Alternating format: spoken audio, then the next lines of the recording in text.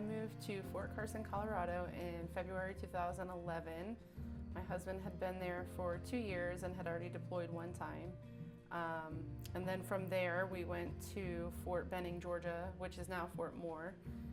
We got married when we were in Fort Benning and then moved to Kansas, Fort Riley, and we lived there for a year before we started our family.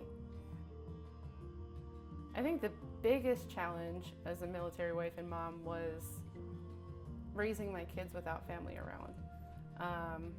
My husband was there, but he was working a lot, and we didn't have grandparents and close friends. So we kind of had to build that within our community.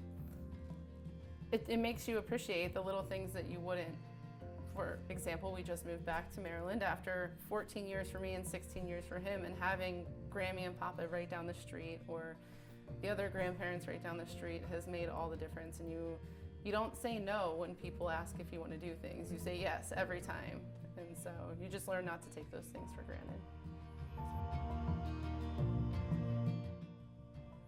I think I'd like to share with everyone that if you know a military family, then even if they look like they have it together all the time, maybe just check in, let them know that you're thinking about them.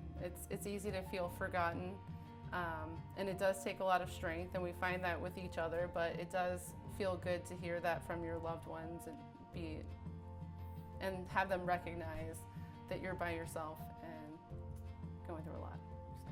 Military families are very strong,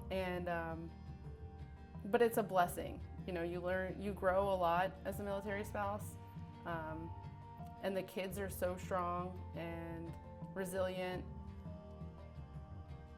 And the kids are who really go through it the most, I think. I think the dads and moms, we're tough, but those kids, to have to start your life over every 2 years,